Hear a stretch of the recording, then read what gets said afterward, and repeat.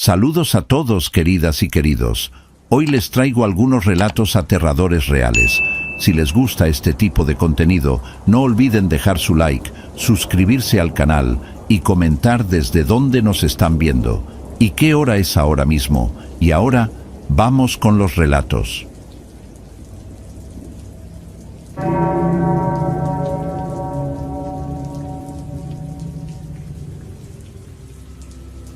Todo comenzó en un pueblo polvoriento cerca de Altar. No voy a dar nombres exactos de los contactos porque uno nunca sabe quién lee esto y quiero seguir vivo, pero digamos que me uní a un grupo liderado por un tipo al que llamaremos Basilio. Basilio era un hombre de unos 50 años, seco como una rama de mezquite, con la piel curtida por décadas de sol y unos ojos que siempre parecían estar mirando 3 kilómetros más allá de lo que tú podías ver.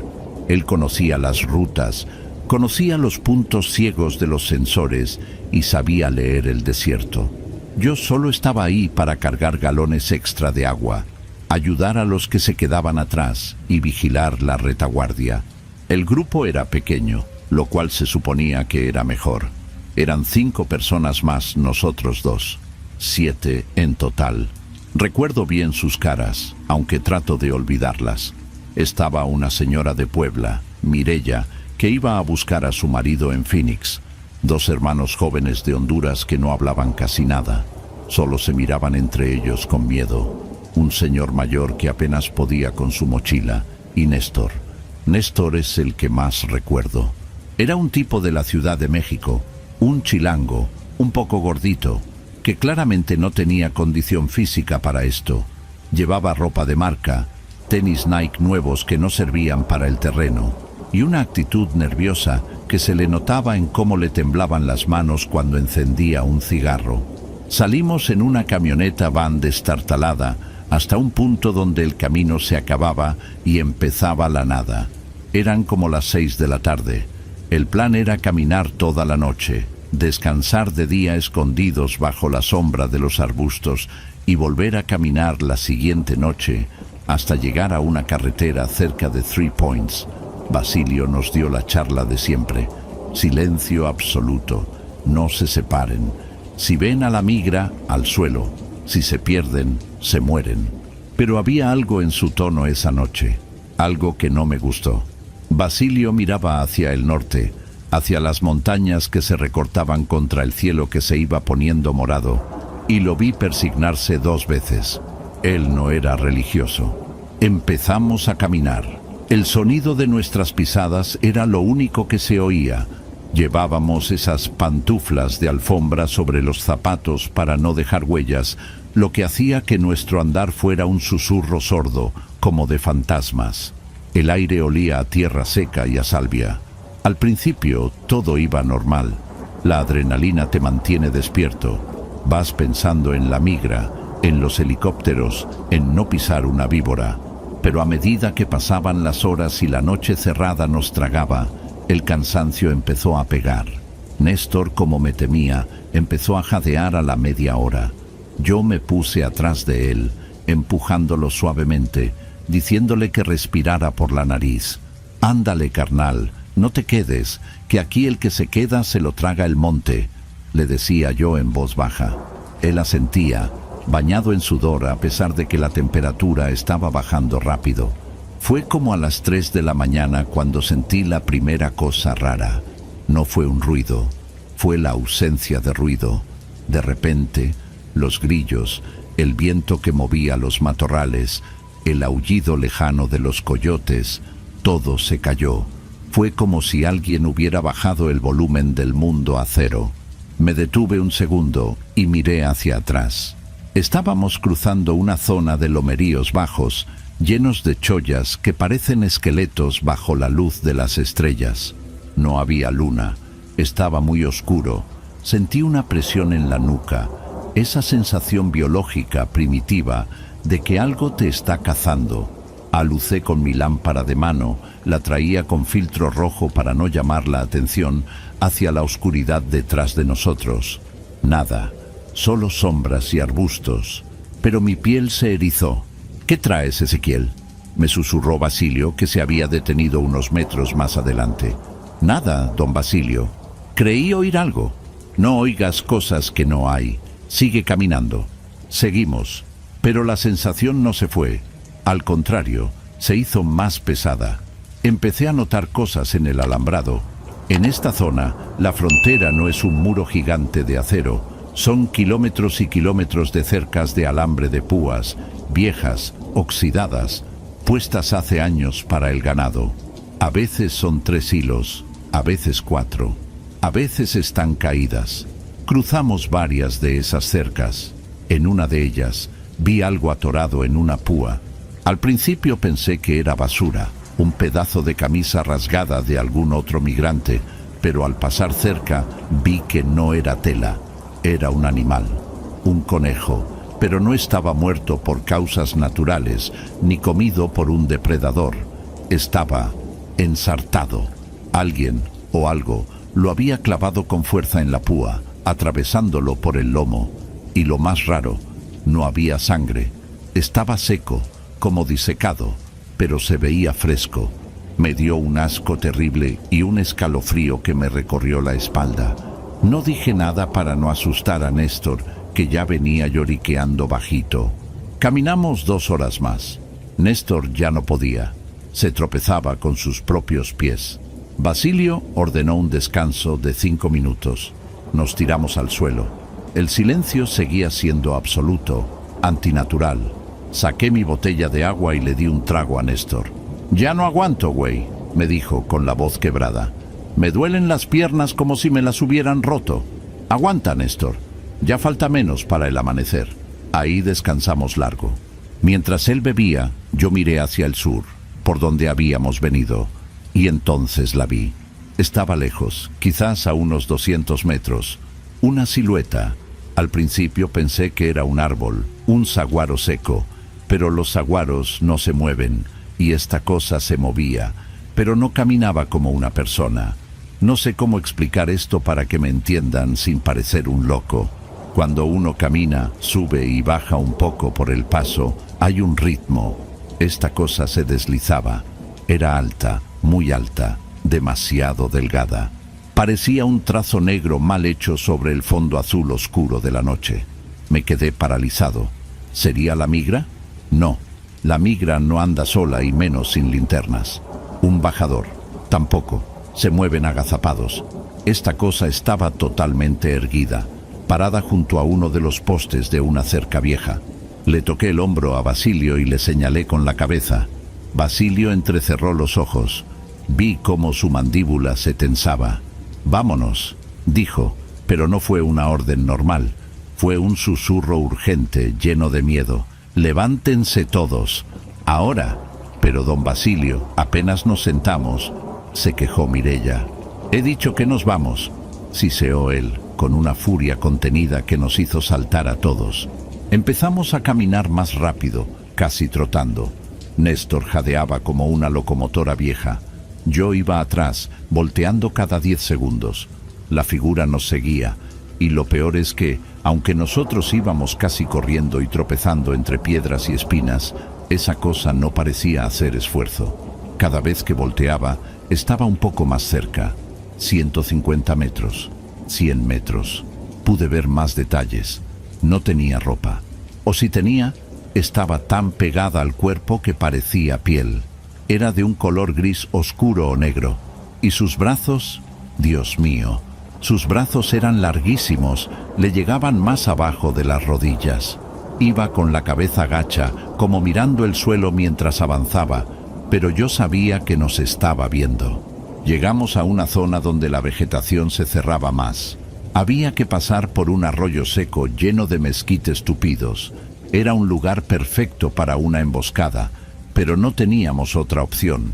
El aire se puso helado, un frío seco que te cortaba los labios. Néstor se cayó, se fue de boca contra la arena. «¡Levántate!», le grité, jalándolo del brazo. «No puedo, déjenme aquí, por favor. No digas mamadas. ¡Párate!». Al levantarlo, miré hacia atrás. La figura estaba ahí, justo en el borde del arroyo, a unos 50 metros. Se detuvo frente a una cerca de alambre de 4 hilos que nos separaba. Pensé, bueno, tendrá que saltarla o agacharse. Eso nos dará tiempo. Lo que vi me quitó el aliento y casi me hace orinarme ahí mismo. La figura no saltó, no se agachó, simplemente se dobló. Fue como si sus huesos fueran de goma o líquido. Pasó entre el segundo y el tercer hilo del alambre, un espacio de apenas 30 centímetros. Vi cómo su torso se estiraba y se comprimía de una forma anatómicamente imposible, como un gato pasando por una rendija, pero era un ser de 2 metros. Escuché el sonido del metal, clink, clink. El alambre vibró. No se rompió, solo se estiró para dejarlo pasar. Y cuando estuvo del otro lado, se infló de nuevo, recuperando su forma erguida en un segundo. El terror me golpeó tan fuerte que sentí náuseas. No era humano. No podía ser humano. ¡Corran!, grité, ya sin importarme el silencio. Basilio ya se había dado cuenta. Agarró a la señora Mireia y empezó a jalarla. Los hermanos hondureños salieron disparados. Yo me eché el brazo de Néstor al hombro y lo arrastré. Viene ahí, lloraba Néstor. Él también lo había visto. Nos metimos entre los mezquites. Las ramas nos arañaban la cara, nos rompían la ropa. El ruido de nuestras pisadas era estruendoso ahora, pero detrás de nosotros, nada, silencio. Eso era lo peor. Si viniera corriendo, escucharíamos sus pasos, las ramas rompiéndose, pero no se oía nada. Solo mi respiración y los sollozos de Néstor. De repente, llegamos a otra cerca. Esta era más alta, con postes de madera viejos. Basilio y los demás ya la estaban cruzando. Se habían tirado al suelo para pasar rodando por debajo del último hilo. «¡Pásale, rápido!», le grité a Néstor. Él se tiró al suelo y empezó a arrastrarse. Yo me quedé de pie un segundo, alumbrando hacia atrás con la luz roja, temblando. Ahí estaba, a 10 metros. Ahora sí le vi la cara, o lo que debería ser una cara. No tenía nariz, no tenía orejas. Era una superficie lisa, pálida y tensa, como cera derretida. Solo tenía 2 huecos negros donde debían ir los ojos, profundos, sin brillo, y una boca que era solo una rajadura vertical, no horizontal. Estaba parado, quieto, con esos brazos largos colgando a los lados, y sus dedos terminaban en puntas negras, largas, como agujas. No hizo nada, solo se quedó ahí, mirándome. Sentí una presión en la cabeza, un zumbido agudo que me mareaba. «¡Ezequiel!», gritó Basilio desde el otro lado. Reaccioné. Me tiré al suelo y rodé bajo el alambre, rasgándome la espalda con una púa. Me levanté y jalé a Néstor, que se había quedado atorado por la mochila. «¡Suelta la mochila, imbécil!», le grité. Él forcejeó, se quitó las correas y salió. Corrimos hasta que los pulmones nos ardieron como si hubiéramos tragado vidrio. Corrimos sin rumbo, solo alejándonos de esa cerca. Después de lo que pareció una eternidad, paramos. Estábamos en un claro, rodeados de piedras grandes. Basilio estaba pálido, revisando a todos. «¿Están todos?», preguntó con voz temblorosa. «Contamos, 1, 2, 3, 4, 5. Faltaba uno». «¿Dónde está Néstor?», pregunté con el pánico subiéndome por la garganta. «Venía contigo, pendejo», me dijo Basilio. «Venía conmigo. Lo saqué de la cerca». Miré alrededor. No estaba. No se escuchaba nada. «¡Néstor!», grité. «¡Cállate!». Basilio me tapó la boca. «¿Quieres que eso nos encuentre?». Pero venía justo atrás de mí. Soltó la mochila y corrió. Entonces nos dimos cuenta de que no había corrido con nosotros. En la confusión, en el pánico ciego de los mezquites, nos habíamos separado unos metros. Él debía haber tomado otro sendero de vacas. «Hay que buscarlo», dije, aunque cada célula de mi cuerpo me gritaba que no. «Estás loco», dijo uno de los hondureños. Esa cosa no es de Dios. Yo no vuelvo». Mireia estaba rezando en el suelo, hecha bolita. Basilio me miró. Había una mezcla de vergüenza y terror en sus ojos. Era el guía. Se suponía que debía cuidarnos, pero el miedo a lo desconocido es cabrón. Vamos a esperar aquí 5 minutos, dijo Basilio. Si no llega, nos vamos. Esos 5 minutos fueron los más largos de mi vida. Estábamos agazapados entre las rocas, escuchando la oscuridad. El viento soplaba suave, moviendo las ramas secas, y cada sonido nos hacía saltar. Y entonces lo escuchamos. No fue un grito de ayuda, no fue un «aquí estoy», fue un sonido húmedo, ahogado, como cuando intentas gritar pero tienes la boca tapada con una mano pesada. Vino de la dirección de la cerca que acabábamos de cruzar, a unos 300 metros, y luego el sonido del alambre, ese cling metálico, vibrante que resuena en el desierto, como si alguien estuviera tocando una cuerda de guitarra gigante y desafinada. Una vez, 2 veces. «Vámonos», dijo Basilio. Ya no era una sugerencia. Se dio la vuelta y empezó a caminar rápido hacia el norte. Yo quería ir por Néstor. Juro por mi madre que quería, pero mis piernas no me obedecieron. El miedo me ganó. Seguí a Basilio. Dejamos a Néstor atrás. Caminamos el resto de la noche como zombies, sin hablar, sin mirar atrás. Al amanecer nos escondimos en una cañada. Nadie durmió. Estábamos todos con los ojos abiertos, mirando el horizonte, esperando ver esa silueta negra recortada contra el sol, pero no apareció. La siguiente noche cruzamos la última parte hasta la carretera. Llegó el transporte. Nos subimos. Nadie habló del tema. Basilio me pagó mi parte en Phoenix, me miró a los ojos y me dijo: «Regrésate a tu casa, chavo, esto no es para ti, y olvida lo que viste. El desierto tiene sus demonios, y a veces cobran peaje». Nunca volví a trabajar de eso. Regresé a México en autobús 2 días después, pero la historia no termina ahí. Ojalá terminara ahí. Unos meses después, conocí a otro pollero en un bar en Nogales. Ya andaba yo borracho, tratando de borrar las imágenes de mi cabeza, y empezamos a platicar. Le conté, muy por encima, lo que había pasado, sin dar detalles sobrenaturales. Solo dije que perdimos a un chavo cerca de la zona de Baboquivari y que escuchamos cosas raras. El tipo se puso serio, dejó su cerveza en la mesa y me miró fijo. ¿Lo perdieron cerca de las cercas viejas, las de alambre de 4 hilos? Sí, le dije. ¿Y encontraron la mochila? No, él la dejó tirada cuando corrimos.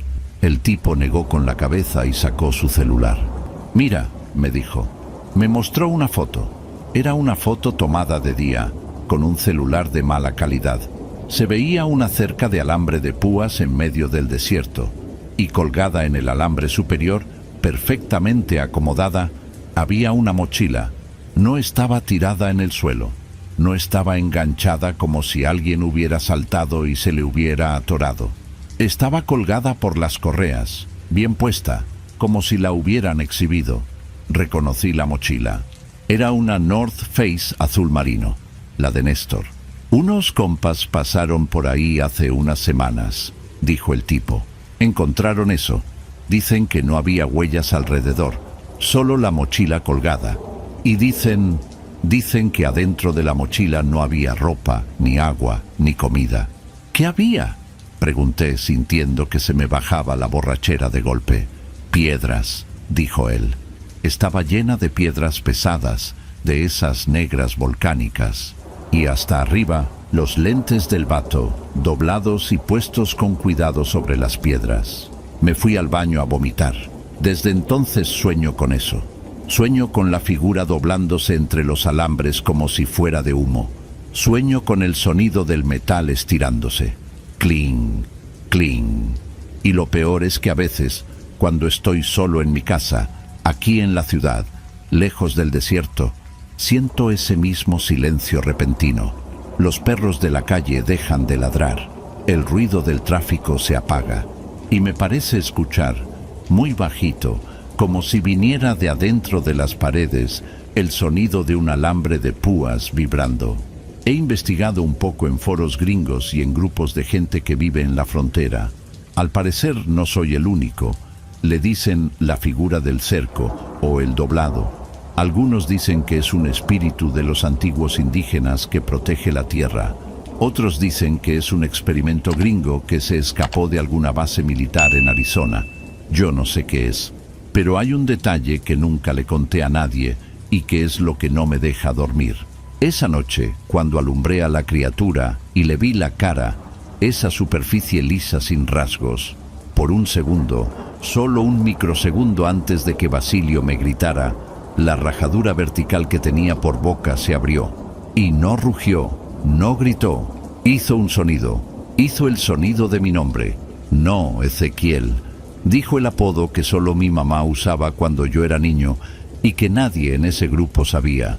Susurró, Cheque, se los juro por mi vida. Esa cosa sabía quién era yo. Por eso creo que Néstor no fue un accidente. La cosa eligió. O quizás Néstor fue el pago para que los demás pudiéramos irnos. No lo sé. Solo sé que si alguna vez tienen que cruzar, no miren las cercas. Y si de repente todo se queda en silencio, no corran. Ya es tarde. Solo recen para que no sea a ustedes a quienes está buscando. Bueno, eso es todo. Ya lo solté. Gracias por leer si llegaron hasta aquí. Si alguien ha visto algo parecido por la zona de Sasabe o el Valle de Altar, por favor díganme. Necesito saber que no estoy loco, aunque a veces creo que preferiría estarlo.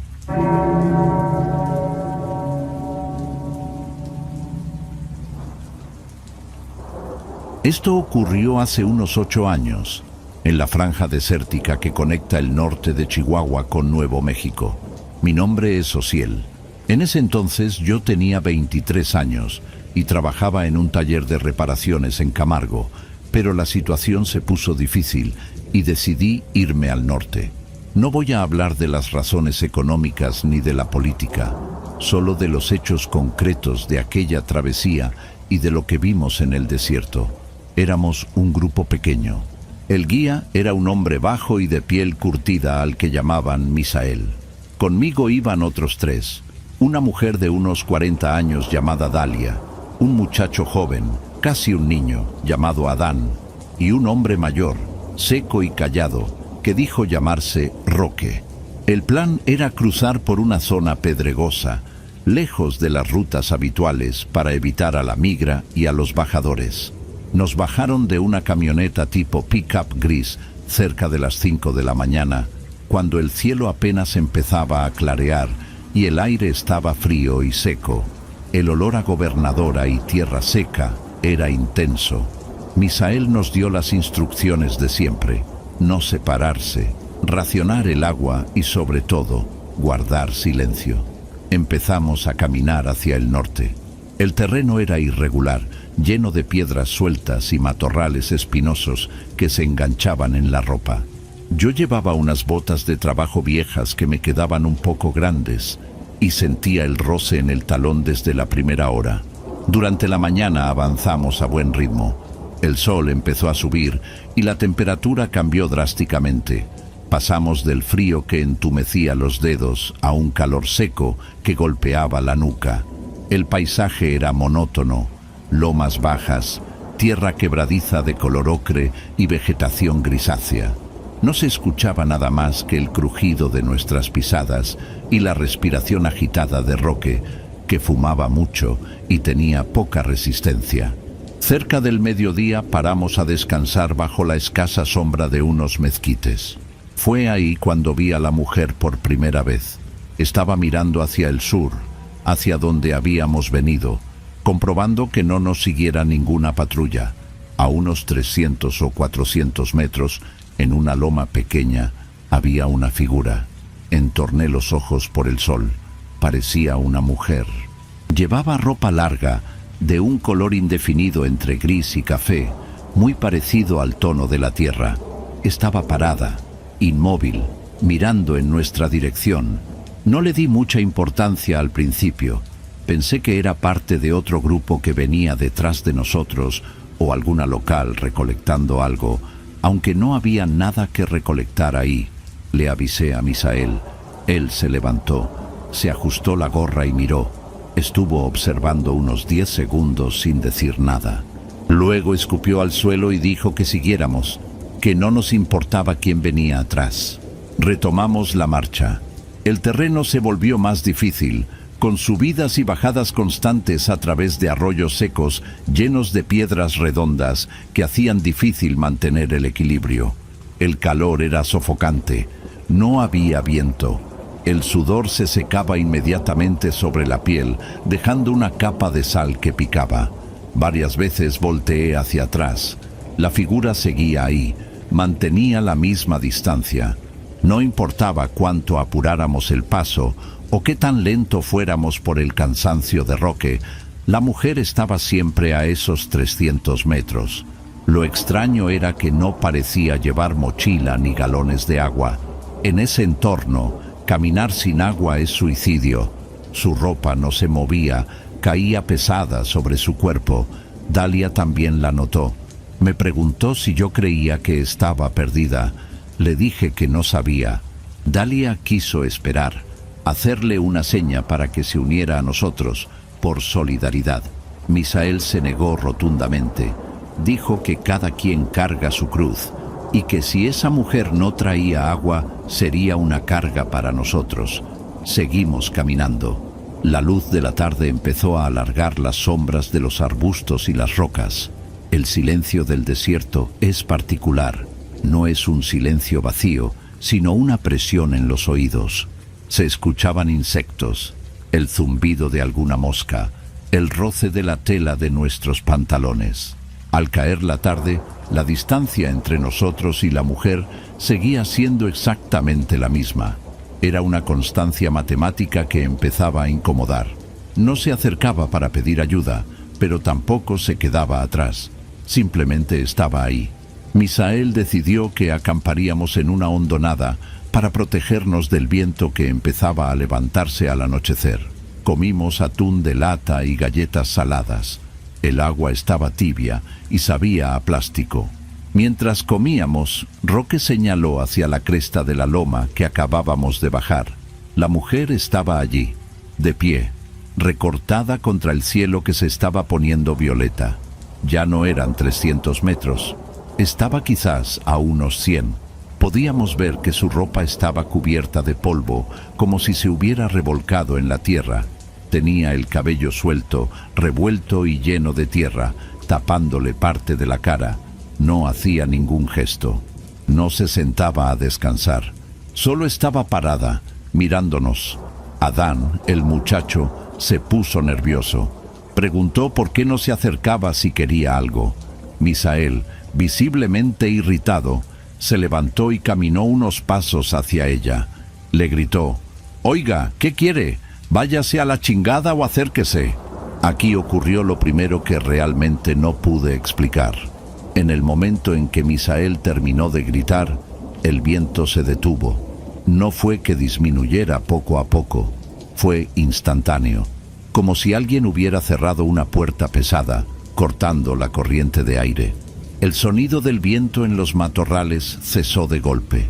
El silencio fue absoluto, físico. Sentí una presión en los tímpanos, como cuando uno baja rápido en un coche por una carretera de montaña. Nadie habló. Misael se quedó con la boca medio abierta, mirando a la mujer. Ella no respondió, no se movió. Ni siquiera la ropa le ondeaba porque ya no había aire. Estuvimos así, congelados, unos segundos que parecieron horas. Luego, Misael regresó al círculo donde estábamos sentados. Se veía pálido, aunque trató de disimularlo. Dijo que la ignoráramos, que seguro era una loca de algún pueblo cercano, aunque estábamos a kilómetros de cualquier asentamiento. Nos ordenó dormir por turnos. Nadie protestó. El ambiente se sentía pesado, eléctrico. Esa noche me tocó la segunda guardia. El frío del desierto calaba hasta los huesos. Yo estaba envuelto en una cobija térmica que hacía ruido cada vez que me movía. La luna estaba en cuarto creciente, pero iluminaba lo suficiente para distinguir los contornos de las rocas y los cactus. Miré hacia donde había estado la mujer. Ya no estaba en la cresta. Me tranquilicé un poco, pensando que se había ido o que se había escondido para dormir. Pasé las 2 horas de mi turno frotándome las manos y vigilando el perímetro, más preocupado por víboras o alacranes que por la mujer. Cuando desperté a Roque para su turno, él me señaló un punto hacia el este, entre unas rocas grandes. Ahí estaba, de pie, inmóvil. Se había movido durante mi turno sin hacer un solo ruido. El suelo ahí era de grava suelta. Es imposible caminar sobre eso sin que cruja, pero yo no había escuchado nada. Estaba más cerca ahora, a unos 50 metros. La luz de la luna le daba de lleno. La ropa se veía rígida, acartonada por la suciedad. No podía verle los ojos, solo la sombra de las cuencas bajo el pelo revuelto. Lo que me llamó la atención fue su postura. Tenía los brazos caídos a los costados, muy rectos, las manos abiertas con los dedos estirados hacia el suelo. No era una postura natural de descanso. Despertamos a todos antes del amanecer. Misael quería ganar terreno antes de que saliera el sol. Nadie mencionó a la mujer, pero todos la vimos. Seguía en el mismo lugar, en la misma posición. Nos pusimos las mochilas y empezamos a caminar rápido, casi trotando. Queríamos poner distancia. Durante las primeras horas de la mañana caminamos sin parar. El terreno se volvió más rocoso, con formaciones de piedra volcánica negra que absorbían el calor. Mis botas golpeaban la roca dura. Mis pies estaban llenos de ampollas. Podía sentir el líquido caliente dentro de ellas con cada paso. Alrededor de las 10 de la mañana, paramos para beber agua. Adán fue el primero en mirar atrás. Soltó un gemido ahogado. La mujer estaba ahí, a la misma distancia de 50 metros. Nos había seguido el paso por un terreno donde nosotros tuvimos que usar las manos para trepar algunas rocas, y ella estaba ahí, parada, sin mostrar signos de agitación. No jadeaba, su pecho no subía y bajaba, su ropa seguía igual de polvorienta y gris. Dalia empezó a llorar en silencio. Decía que eso no era una persona. Misael se enojó, le dijo que se callara, que el miedo deshidrata. Pero yo vi cómo a Misael le temblaba la mano cuando sostenía la botella de agua. Decidimos cambiar el rumbo ligeramente, buscando un paso más estrecho entre 2 paredes de roca, pensando que si nos metíamos por ahí la perderíamos de vista o se le dificultaría seguirnos sin que la oyéramos. El paso era un cañón seco, con paredes de unos 4 metros de altura. La arena en el fondo era fina y profunda, lo que hacía el caminar muy pesado. Avanzamos en fila india, Misael adelante, luego Dalia, Roque, Adán y yo al final. Caminé con la cabeza baja, mirando las huellas de Adán para no pisar mal. El sonido de nuestra respiración rebotaba en las paredes de piedra. Hacía mucho calor, el aire estaba estancado ahí abajo. De pronto sentí que algo cambiaba en la luz, como si una nube hubiera tapado el sol. Levanté la vista. La mujer estaba arriba, en el borde del cañón, caminando paralela a nosotros. Nos miraba desde arriba. Caminaba por el borde de la roca irregular sin mirar dónde pisaba, con la vista fija en nosotros. Su movimiento era fluido, demasiado suave. No tropezaba, no oscilaba los brazos para mantener el equilibrio. Simplemente se deslizaba. Lo más inquietante era el sonido, o mejor dicho, la falta de él. Caminaba sobre piedra suelta y matorrales secos, pero no se oía nada. Solo escuchaba el arrastre de nuestros pies en la arena. Me detuve y le toqué el hombro a Adán. Él miró hacia arriba y se tapó la boca para no gritar. La mujer se detuvo justo encima de nosotros. Estaba a unos 4 metros de altura, pero la distancia horizontal era nula. Podía ver los detalles de su ropa. Era un vestido o una bata de tela corriente, desgarrada en los bordes. La tela estaba tan impregnada de polvo que parecía hecha de tierra. Su piel era grisácea, reseca, como cuero viejo dejado al sol. Misael sacó una navaja que llevaba en el cinto. Fue un gesto inútil, ridículo contra lo que estábamos viendo, pero supongo que necesitaba sentir que tenía algún control. Gritó: «¡Déjanos en paz!». Otra vez, el fenómeno. El aire se detuvo. El eco de su grito murió instantáneamente, sin reverberar en las paredes del cañón. El silencio absoluto regresó. La mujer inclinó la cabeza ligeramente hacia un lado, como un pájaro observando un insecto. Pude verle la cara por primera vez con claridad. No tenía expresión. Sus facciones eran comunes: pómulos anchos, nariz chata, labios secos y agrietados.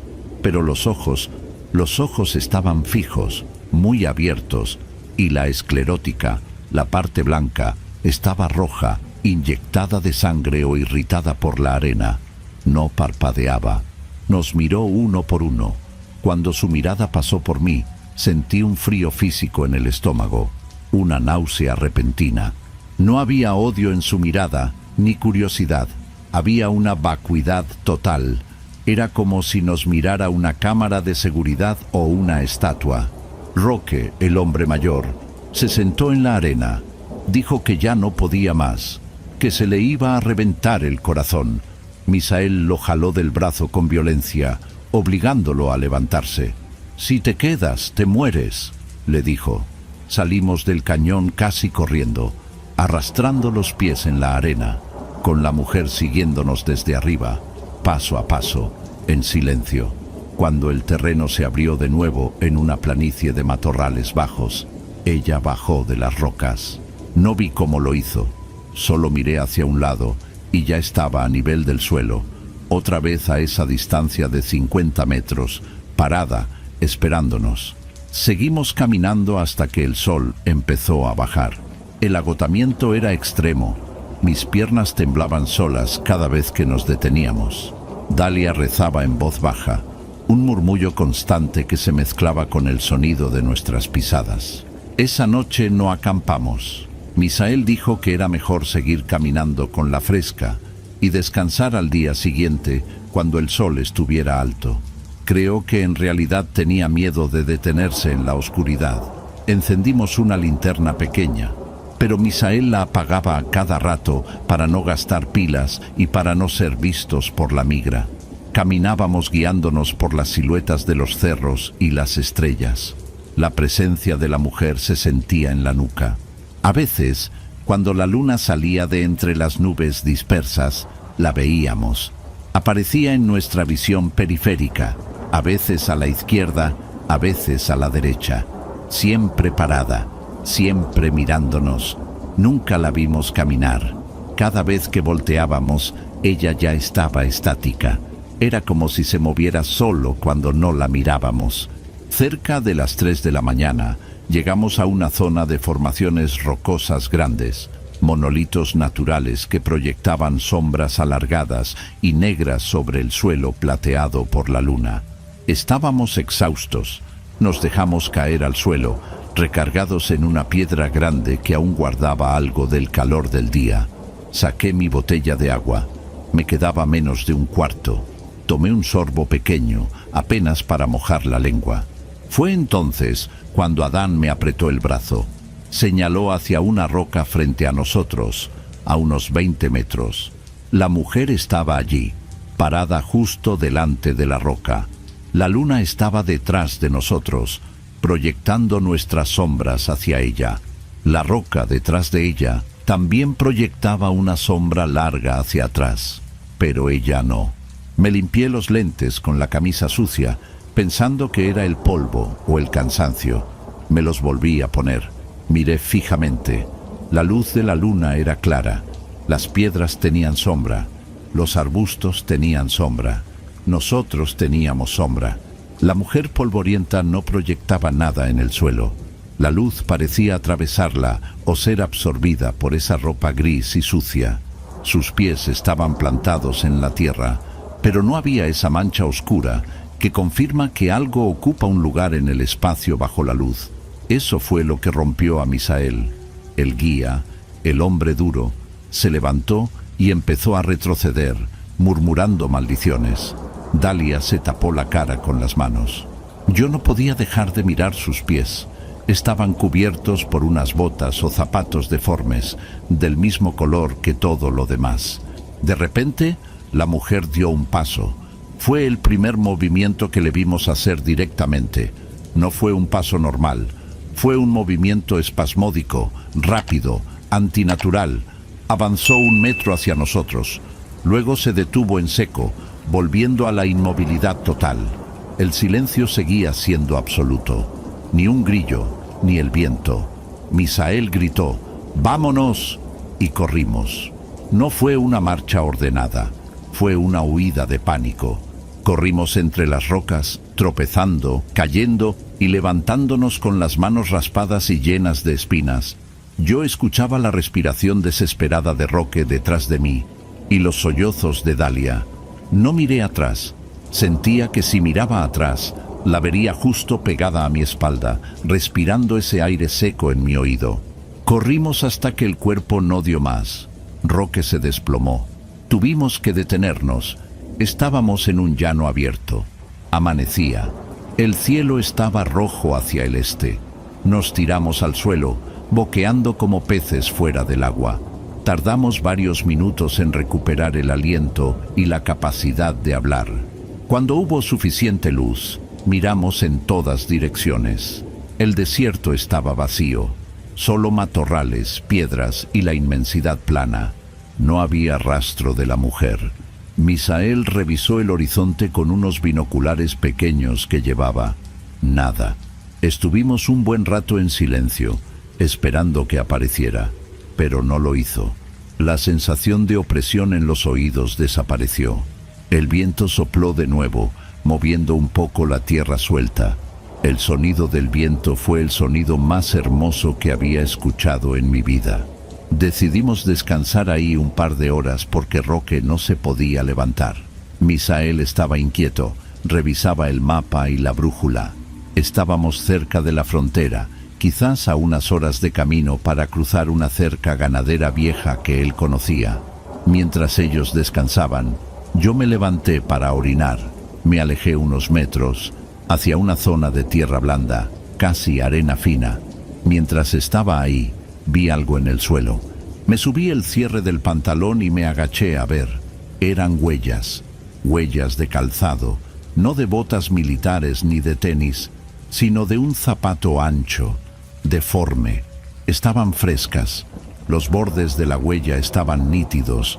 La arena no se había derrumbado todavía. Seguí el rastro con la vista. Las huellas venían desde la dirección en la que habíamos llegado nosotros y pasaban muy cerca de donde estábamos acostados, continuando hacia el norte, hacia donde íbamos. Pero había algo mal en ellas. Me acerqué más, casi poniendo la cara en el suelo. La forma de la huella era clara, el talón redondeado y la parte delantera más ancha. El dibujo de la suela estaba casi borrado por el desgaste. Lo que me heló la sangre fue la orientación.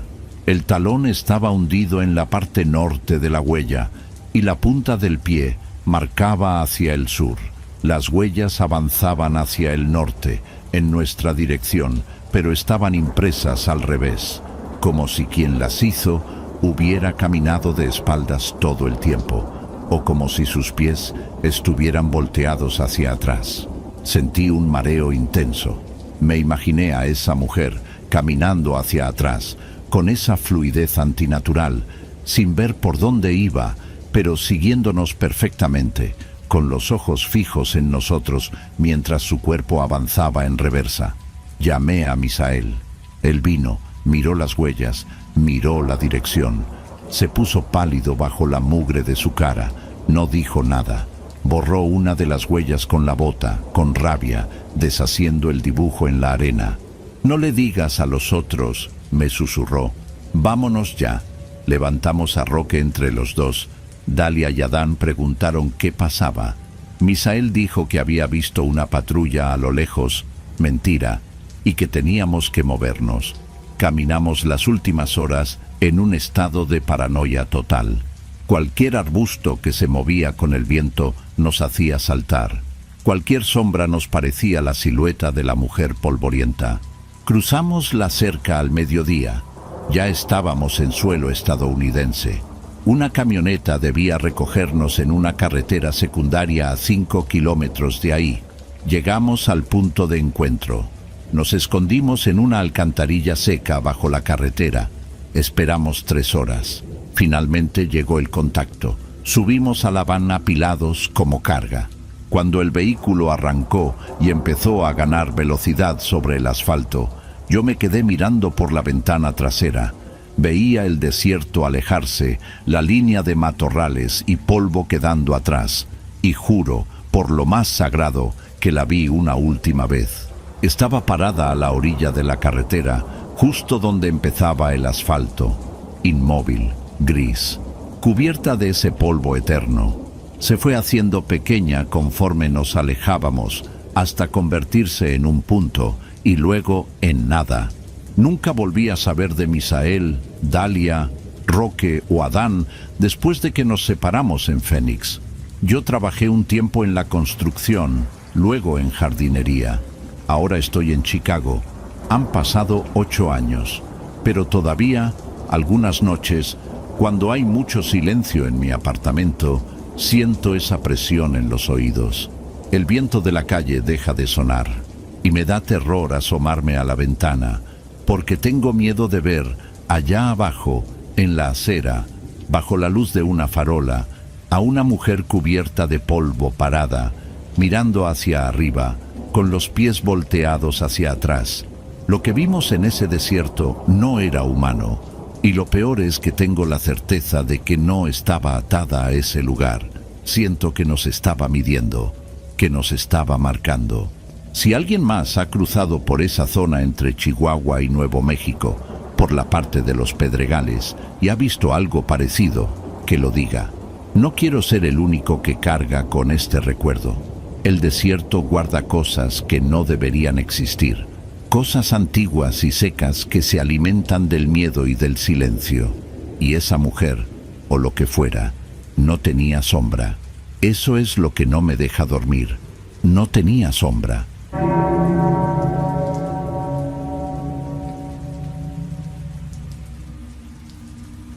Esto pasó en el otoño de 2019.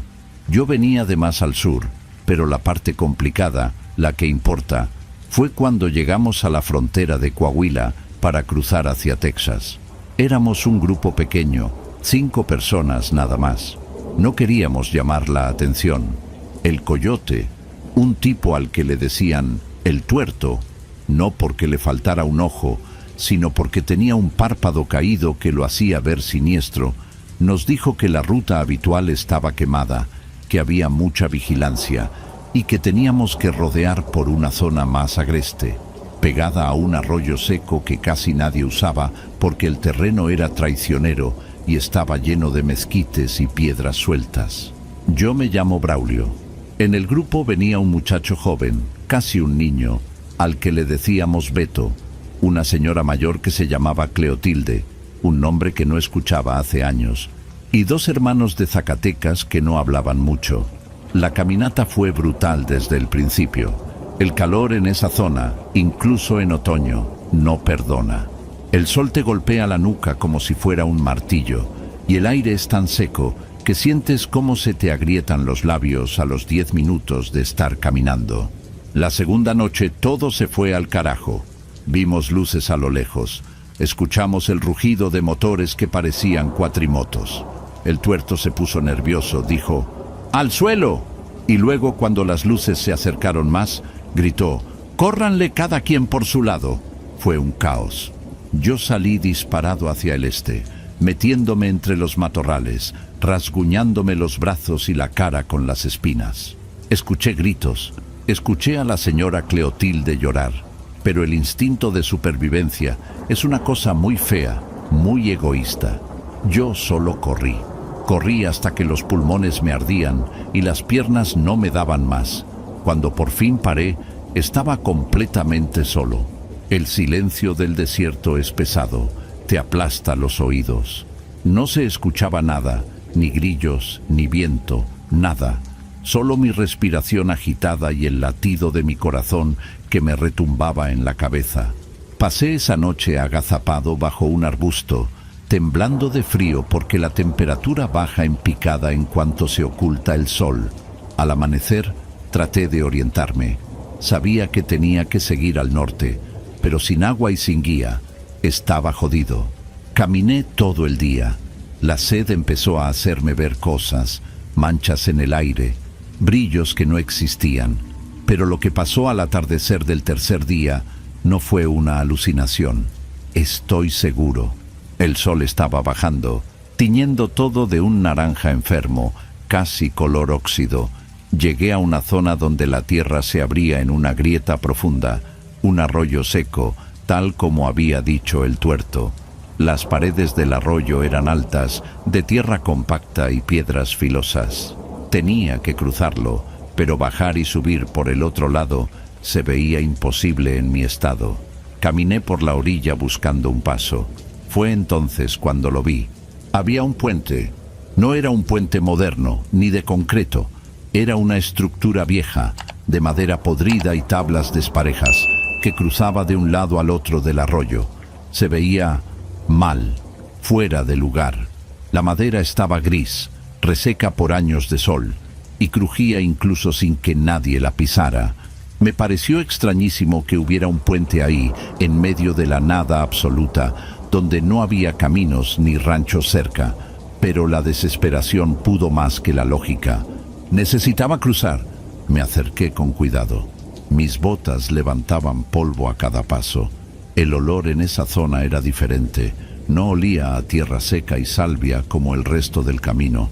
Olía a humedad estancada, a pesar de que no había agua por ningún lado, y a algo metálico, como sangre vieja o monedas oxidadas. Puse un pie en la primera tabla. Crujió fuerte, como un hueso rompiéndose. Me detuve, mirando hacia el otro lado, y ahí fue cuando lo vi a él. Sentado en la orilla opuesta del puente, justo donde terminaba la madera y empezaba la tierra firme, había un niño. Me quedé helado. Mi primera reacción no fue miedo, fue confusión. ¿Qué hacía un niño ahí? Pensé que sería parte de otro grupo de migrantes, que quizás lo habían dejado olvidado o que estaba esperando a sus padres. Se veía pequeño, de unos 7 u 8 años. Llevaba una camiseta que alguna vez fue blanca, pero ahora estaba llena de tierra y manchas marrones, y unos pantalones cortos que le quedaban grandes. Estaba descalzo. Sus pies se veían lastimados, llenos de costras. «¿Hola?», dije. Mi voz salió rasposa, débil por la sed. El niño no levantó la cabeza. Estaba muy concentrado en algo que tenía en las manos. Avancé un poco más, agarrándome de la baranda del puente que se tambaleaba peligrosamente. «Oye, niño, ¿estás solo?», pregunté de nuevo, tratando de sonar amable, aunque por dentro estaba cagado de miedo, pensando que quizás los coyotes o los narcos estaban cerca usándolo de carnada. El niño seguía sin mirarme. Me acerqué más. Estaba a unos 3 metros de él cuando vi lo que tenía en las manos. Era un juguete, un muñeco de lata, de esos antiguos que parecían robots o soldaditos, pero este estaba completamente oxidado. Apenas se distinguía la pintura roja y azul que alguna vez tuvo. El niño lo hacía golpear contra la madera del puente. Cloc, cloc, cloc. Un sonido seco y rítmico. «Tengo sed», dijo el niño.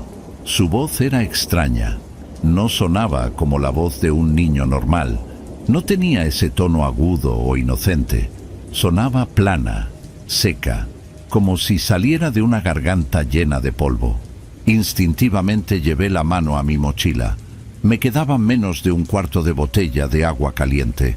Sabía que no debía desperdiciarla, que esa agua era mi vida, pero ver a un niño ahí, no pude ser tan hijo de puta. «Tengo un poco», le dije sacando la botella, «pero tienes que decirme dónde están tus papás. ¿Hay alguien más contigo?». El niño no respondió. Solo extendió la mano hacia mí, sin levantar la cara. Su piel estaba grisácea, ceniza. Me acerqué esos últimos pasos con la botella en la mano. Y entonces pasó. Cuando extendí el brazo para darle la botella, mis ojos se enfocaron en el juguete de lata que tenía en la otra mano. El niño no lo estaba moviendo. Su mano estaba quieta, apoyada en la madera, pero el maldito juguete se movía solo. No era por el viento, no había viento. El muñeco de lata vibraba, sus extremidades articuladas se sacudían espasmódicamente, como si tuviera algo vivo adentro queriendo salir. Hacía un ruido de rechinido metálico horrible. ¡Cric! ¡Clac! ¡Cric! Y no solo eso, el juguete parecía estar empujando la mano del niño, golpeándola, como si quisiera alejarse de él, como si el propio objeto tuviera miedo del niño. Me detuve en seco. Un frío brutal me recorrió la espalda, borrando el calor del desierto de golpe. Mi mano con la botella empezó a temblar. «Oye, tu juguete», balbuceé sin saber qué decir. El niño levantó la cabeza lentamente. Nunca en mi vida voy a olvidar esa imagen. No tenía ojos. O sea, tenía los globos oculares, pero eran completamente negros. No había blanco, no había iris, no había pupila. Eran dos pozos de oscuridad absoluta, brillantes y húmedos, como petróleo, y no reflejaban la luz del atardecer. Absorbían todo. Su cara estaba inexpresiva, pero esos ojos negros me atravesaban, me juzgaban. Se me cayó la botella de la mano. El agua se derramó sobre la madera podrida, oscureciéndola al instante. El niño no miró el agua, siguió mirándome a mí. «¿Por qué dejaste a los otros atrás?», preguntó. La pregunta me pegó como un puñetazo en el estómago. No me preguntó por agua, no me preguntó quién era. Me preguntó por Cleotilde, por Beto, por los hermanos, por haber corrido y no haber mirado atrás cuando escuché los gritos. Yo no. Traté de explicarme retrocediendo. El niño se puso de pie. Fue un movimiento antinatural. No se levantó impulsándose con las manos o doblando las rodillas como una persona normal. Fue como si una cuerda invisible lo jalara hacia arriba desde la cabeza, rígido, sin doblar las articulaciones. El juguete de lata cayó al suelo, pero siguió moviéndose, arrastrándose como un escarabajo metálico hacia mis botas. «Ellos gritaron tu nombre», dijo el niño. Ahora su voz sonaba doble, como si hablaran dos personas al mismo tiempo, una cerca y otra muy lejos, gritando desde el fondo de un pozo. «Braulio, Braulio». Di un paso atrás y la madera bajo mi pie cedió. Casi caigo al vacío, pero logré agarrarme de la baranda. El corazón se me salía del pecho. El niño dio un paso hacia mí. «No te vayas», dijo. «Aquí nadie cruza solo». El terror puro se apoderó de mí. Me di la vuelta y corrí. Corrí sobre ese puente podrido sin importarme si se rompía. Sentía que la madera se deshacía bajo mis botas. Escuchaba los crujidos violentos, pero no paré. Llegué al otro lado, a la tierra firme, y seguí corriendo hacia el monte, hacia el norte, hacia donde fuera, con tal de alejarme de eso. Mientras corría, escuché algo que me heló la sangre. No eran gritos, eran pasos. Pasos pequeños, paf, paf, paf, rápidos, mucho más rápidos de lo que un niño debería poder correr. Y junto con los pasos, ese sonido metálico, clac, clac, clac, clac, clac, como si el juguete viniera corriendo detrás de mí, rebotando en las piedras. No miré atrás. Sabía que si miraba me iba a morir ahí mismo. Corrí hasta que vomité bilis. Corrí hasta que mis piernas se entumecieron. La noche cayó por completo y yo seguía moviéndome a tientas, tropezando con cactus y rocas. Durante horas, juraría que escuchaba esos pasos ligeros a unos 10 metros detrás de mí, manteniéndose a mi ritmo, sin acercarse ni alejarse. A veces, escuchaba un susurro a mi izquierda o a mi derecha. «¿Por qué a mí no me ayudaste? Braulio, tengo sed». No sé cómo, pero al amanecer llegué a una carretera pavimentada. Era la Farm to Market Road 1021, creo, o alguna parecida cerca de El Indio. Me tiré al asfalto, llorando, esperando que pasara la Border Patrol y me detuviera. Prefería la cárcel, prefería la deportación, prefería cualquier cosa antes que seguir un minuto más en ese monte. Un camión de carga pasó y el chofer, un gringo mayor, se apiadó de mí al verme en ese estado. Me dio agua y me llevó hasta un pueblo cercano. No le conté nada, solo le dije que me había perdido. Logré contactar a un primo en San Antonio y, bueno, la historia de cómo llegué hasta acá y me establecí es la de siempre.